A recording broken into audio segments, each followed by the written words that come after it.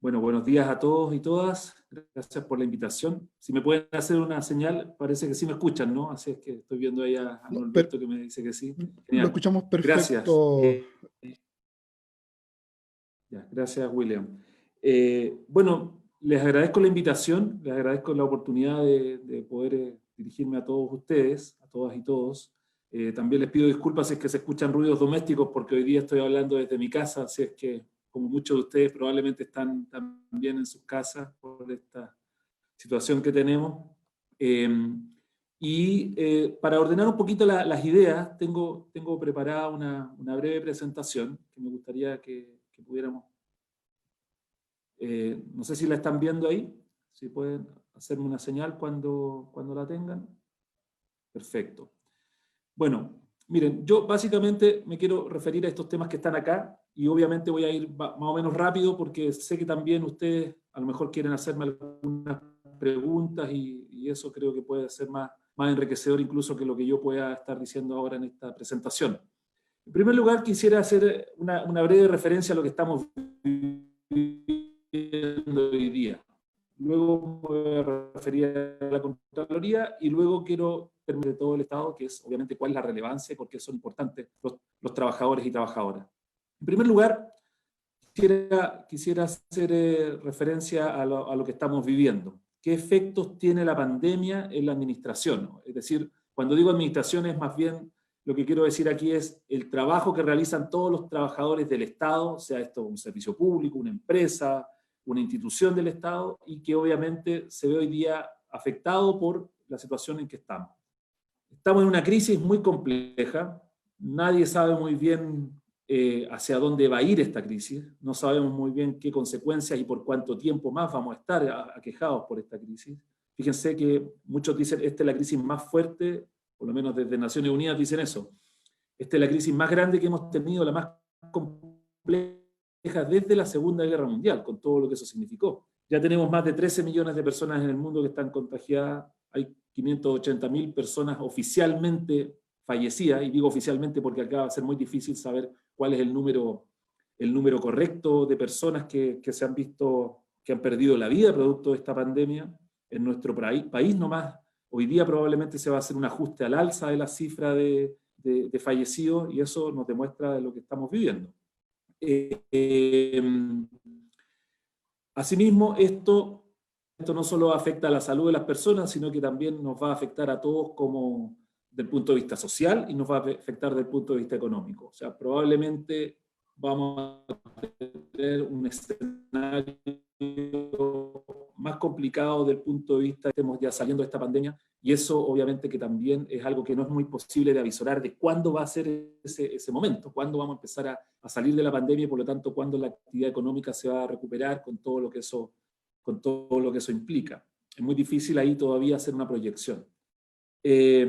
Esto también tiene efectos en la salud de las personas, pero no ya desde el punto de vista de la salud producto del COVID-19, sino que desde el punto de vista de la salud mental. O sea, muchos de ustedes probablemente en sus instituciones, en sus empresas, en su actividad, se han visto imposibilitados de concurrir a sus labores, están haciendo cuarentena desde hace mucho tiempo, y ese aislamiento, obviamente, que genera también una carga de estrés mayor a la que ya teníamos habitualmente por el día a día de nuestras vidas, ¿no? Ahí como dice el director general de la OMS, los efectos de la pandemia en la salud mental están siendo sumamente preocupantes. El aislamiento social, el miedo al contagio y el fallecimiento de familiares se ven agravados por la angustia que causa la pérdida de ingresos y a menudo de empleos. Y eso es una realidad, o sea, eso lo estamos viendo, todos tenemos familiares, amigos, conocidos que o han visto disminuido su ingreso o, lo que es peor, han perdido derechamente la pega. Esto también ha estresado al sector público. Pongo esta foto no porque esté especialmente aquí destacando que esta haya sido una política pública que se esté llevando a la práctica de una manera tan exitosa, pero es una cosa que claramente supone, más allá del personal de salud, poner en situación de contacto a los trabajadores del Estado cuando tienen que llevar a cabo esta política pública que es la entrega de alimentos. Y también supone una adaptación, ¿no? Esta es una foto de Rancagua, de cómo la gente hoy día está esperando poder tomar un bus. Y eso significa que probablemente muchas de las formas de actuación nuestras, de las formas de ser, de cómo nos relacionamos, va a ir cambiando. Y eso obviamente que supone una adaptación y va a suponer un estrés para todos. Quienes están haciendo teletrabajo, quienes están haciendo trabajo remoto, han tenido que adaptar sus rutinas. Y si además tienen niños en la casa que están en edad escolar o incluso preescolar, más difícil todavía adaptar esa rutina. Yo en la Contraloría he podido ver cómo muchos de nuestros funcionarios, el momento en que empiezan a trabajar es después de las 6 de la tarde, o incluso más tarde todavía, y hasta la 1 o 2 de la mañana, porque no hay otro horario en el día en que puedan realizar su trabajo, porque durante el día hay labores domésticas, durante el día hay tareas que hacer, hay que hacer de papá o mamá profesor, si los niños son chicos, y eso obviamente que hace que a todo el estrés que significa esta situación hay que además agregarle el estrés laboral. El teletrabajo no es un sustituto completo, ni mucho menos del trabajo presencial. Y yo aquí cito al secretario de las Naciones Unidas para no citar a nadie que uno pudiese tildar desde el punto de vista político, pero claramente a nosotros la pandemia nos pilló muy mal parados desde el punto de vista institucional. Como dice el secretario general de las Naciones Unidas, la forma de combatir la pandemia exige confiar en las instituciones con el aval de una gobernanza y un liderazgo receptivos, responsables y de base empírica.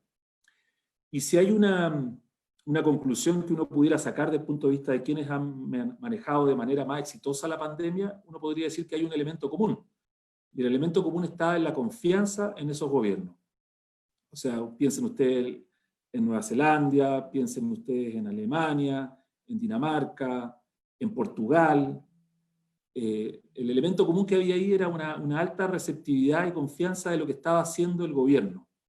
Y a nosotros, desgraciadamente, nos pilló esto mal parados porque precisamente veníamos de una situación de estallido social, donde la confianza ya no solo en el gobierno, sino que en general en las instituciones es muy baja.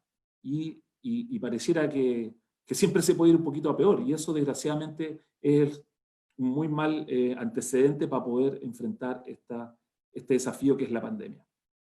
Esa es la situación que teníamos desde el punto de vista como contexto. Ahora, ¿en qué estamos nosotros como Contraloría? Y eso para que ustedes lo tengan un poquito en la mente, como Contraloría General de la República.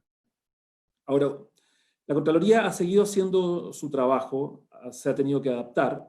Como ustedes saben, nosotros somos el órgano que está encargado de velar por la legalidad de la actuación de la administración y por el cuidado y buen uso de los recursos públicos. Ese es más o menos nuestro mandato. ¿En qué hemos estado? Nosotros pensamos que el rol nuestro tiene que ayudar a tres cosas.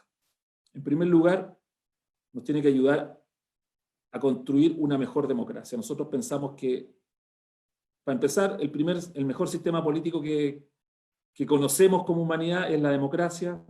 Los demás tienen muchos defectos y muchos problemas. Nosotros tenemos una historia reciente que lo demuestra claramente.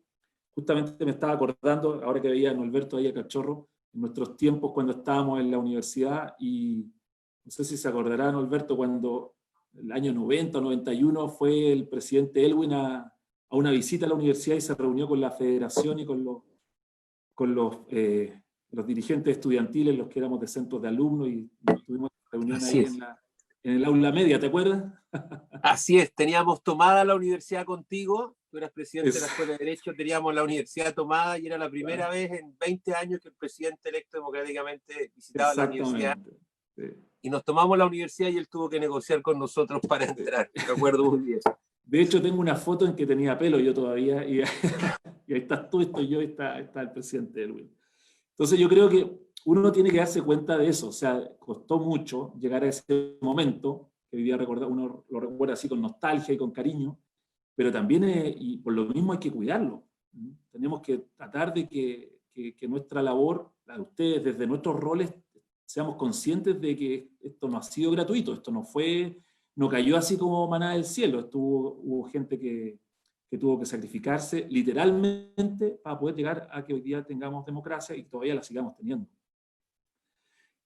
También como Contraloría nosotros nos damos cuenta que nuestra pega no es inocua en el sentido de que no es que no pase nada con lo que hacemos. Nosotros no hacemos nuestros informes para que queden guardados en un escritorio, nosotros hacemos nuestros informes, nuestra pega para que pase algo, precisamente para que haya un mejor estado. Eso es lo que nos anima, para que la plata pública se gaste mejor. Y por lo mismo, pensamos que el control, que es una parte, que es algo que nosotros encarnamos, el control público es un pilar de un Estado democrático.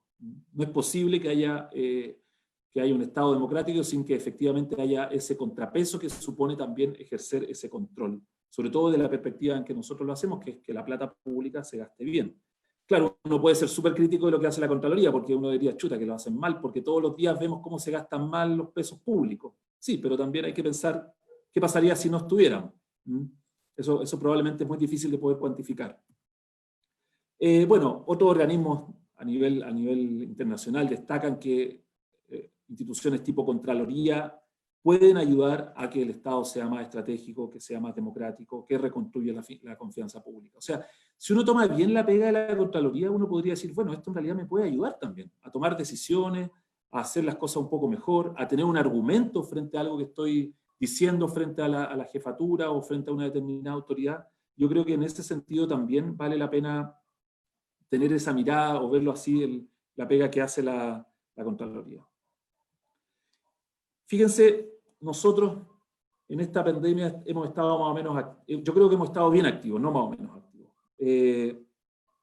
Puede resultar incómodo, puede resultar que a lo mejor no es lo que el que está llevando adelante una determinada acción hubiese preferido a alguien más pasivo, más tranquilo, pero nosotros hemos estado tratando de hacer la pega. Por ejemplo, acá ponemos este ejemplo de la semana pasada, que es el de esta semana en realidad. Uno ya se empieza a perder con los días. A propósito del número de contagiados en el Ministerio de Salud. Entonces, aquí nosotros lo que hicimos fue una auditoría a los números, a las cifras de contagio, y le demostramos al Ministerio con sus propias bases de datos, con la propia información, que había habido un subreporte importante y que se arregló recién durante el mes de junio. Entonces, eso obviamente que el MinSal hubiese preferido que no le dijéramos eso, o que esto no se hubiese realizado, pero obviamente si uno quiere controlar la pandemia, lo importante es tener claridad de los números para poder tomar decisiones, ¿no? O sea, ¿qué más importante saber si tengo más o menos contagiados para efectos de decretar o no una cuarentena? También hemos tratado de mantener la continuidad del servicio. Yo sé que hay críticas respecto del trabajo remoto, yo mismo acabo de esbozar una, pero también era la única manera de nosotros poder seguir, en primer lugar, asegurar la salud de las personas, pero también de los funcionarios, pero también de poder demostrar que podíamos hacer la pega, por lo menos parcialmente. Hoy día más o menos el 70% de nuestros funcionarios están en su casa, en teletrabajo, y después voy a decir algo respecto a aquellos que no pueden hacer teletrabajo. Ahora, esto supuso un esfuerzo gigante desde el punto de vista de nuestro departamento de informática, nosotros le llamamos centro de informática, para poder adaptar los procesos y para poder contar con sistemas que nos pudieran realizar el trabajo desde las casas. Hay cosas que igual hay que hacerlas en terreno. Ir a fiscalizar espacio de riesgo para saber si están hechas las instalaciones o no, ir a revisar la entrega de las cajas de alimentos, la recepción de los ventiladores, por poner 3 ejemplos, solo se pueden hacer en terreno. Y ahí yo quiero poner de relieve, y lo he dicho en otras ocasiones, o sea, el compromiso de los auditores nuestros. Claro, si alguna persona tiene una preexistencia, una enfermedad de base, no lo llevamos a terreno, pero muchos de ellos han tenido que hacer pega en terreno.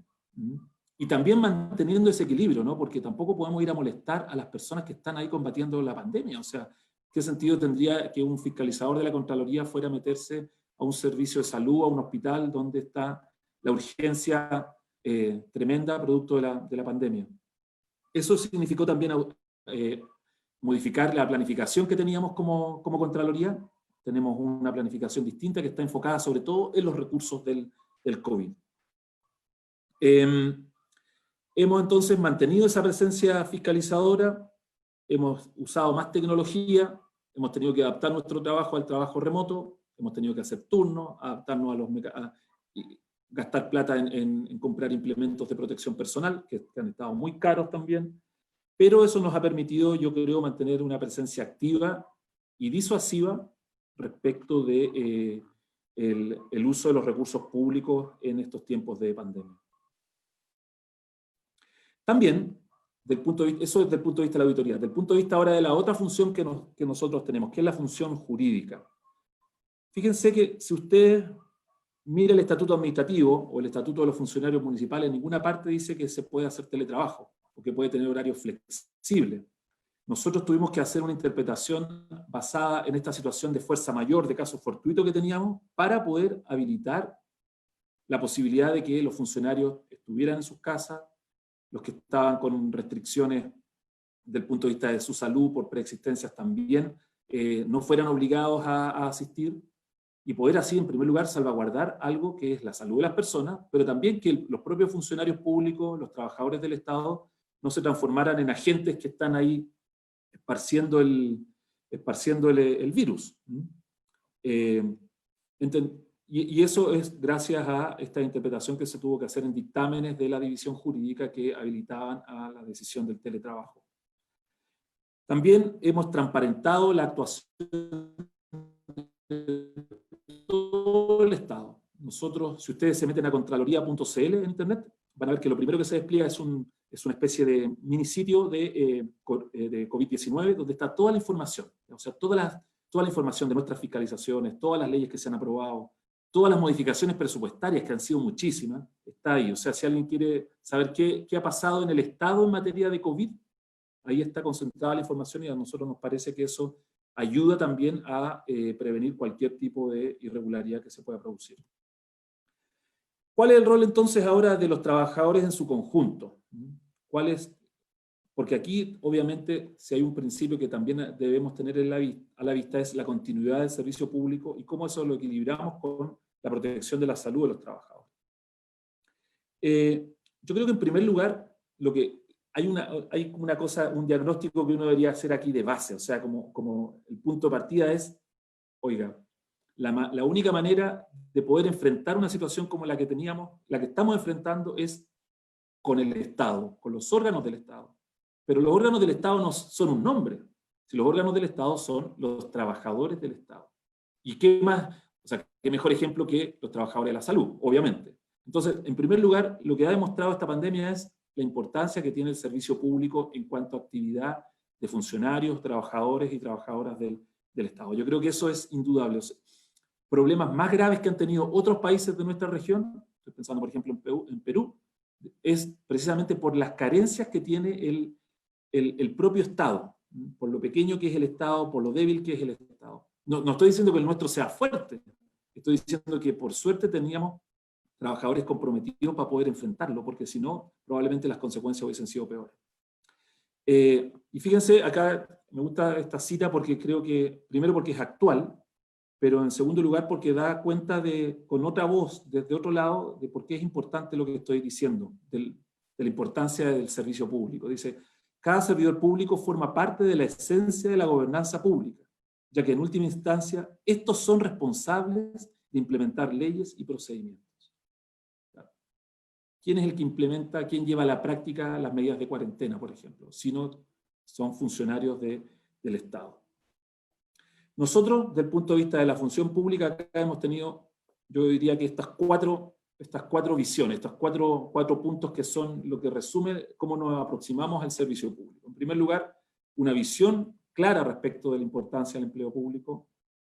En segundo lugar, aquí hay ciertos valores, y en primer lugar, el primerísimo valor va a estar siempre en la salud del servidor público. No sacamos nada con decir que es importante el servicio público si estamos mandando a personas que, por ejemplo, están en una situación de riesgo a trabajar presencialmente, a exponerse.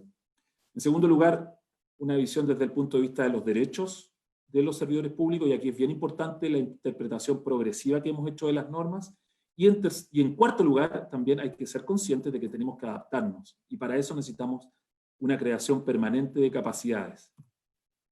En primer lugar, una visión clara del empleo público. Nosotros pensamos que para que haya Estado es necesario que hayan instituciones. Las instituciones no son solo nombres, como decía, sino que son personas que trabajan ahí, y esas personas necesitan ciertas reglas para poder desempeñar su función. Esas reglas muchas veces se han quedado un poco anquilosadas. Por ejemplo, el caso de la famosa contrata, no sé si ustedes, o el caso de los funcionarios que están contratados a honorario. Por eso en la Contraloría hemos desarrollado esta idea de la confianza legítima, de la protección de la confianza legítima de los trabajadores, lo cual permite limitar, por así decirlo, la discrecionalidad con que en un determinado servicio, en una determinada entidad, podía ponerse término a el trabajo o a la relación laboral de esa persona. Entonces, por eso aparecen ahí esas noticias, dictamen, como dice ahí, el 8 de abril del 2016, hace rato ya, dictamen de Contraloría limita acción del Estado para finiquitar trabajadores a contrato. Y con todos los instructivos que eso ha traído para adelante. Fíjense que hoy día ya nadie discute que, a pesar de que sea a contrata, se genera una cierta estabilidad y se genera un vínculo que para poder romperlo tiene que ser muy justificadamente y en ciertas circunstancias. No se discute en la Contraloría, pero tampoco se discute en los tribunales y en la Corte Suprema. Y eso yo creo que es un avance que hemos tenido en los últimos años. En segundo lugar, como les decía acá, está bien, podemos tener trabajadores que pueden concurrir, pero si no estamos resguardando su salud, flaco favor le vamos a hacer. Por eso nosotros apenas partió el problema de la pandemia, apenas se decretó la alerta sanitaria, de hecho, incluso antes que muchos otros servicios, nosotros sacamos un dictamen a propósito del trabajo remoto, así lo denominamos. Y ese claramente era un instructivo que habilitaba, pero que también tuvo por así decirlo, sus dificultades, en el sentido que entramos en conflicto derechamente con el Ejecutivo en algún momento, porque ellos tenían una visión un poco más laxa del punto de vista a lo que nos estábamos enfrentando. Desgraciadamente, y digo desgraciadamente porque la pandemia se agravó, al final nosotros tuvimos la razón, porque en el fondo era claro que había que tener una actitud más conservadora en esta materia y no la que en algún momento se estuvo impulsando. Por eso entonces la base era la salud. En tercer lugar, como les decía, la visión de los derechos. Y aquí sobre todo quiero hacer una brevísima referencia a la visión de los derechos de las trabajadoras y de las funcionarias. Nosotros tenemos una compilación de dictámenes ya en esta materia que dan cuenta de cómo hemos tratado de perfeccionar algo que las normas no han hecho, que es perfeccionar las normas de fuero maternal, de extender las reglas de sala cuna. Por ejemplo, respecto de aquella situación en que el hijo no puede ir el hijo o hija no, por una enfermedad, no puede asistir, una enfermedad grave, no puede asistir a la sala cuna y por lo tanto tiene que ser cuidado en su casa. ¿Qué pasa con esos recursos, por ejemplo? El derecho a amamantamiento o la flexibilidad horaria en este tiempo. Entonces, nosotros la visión que hay acá es, obviamente, las normas de protección de los derechos de los trabajadores no pueden significar una discriminación entre servidores públicos.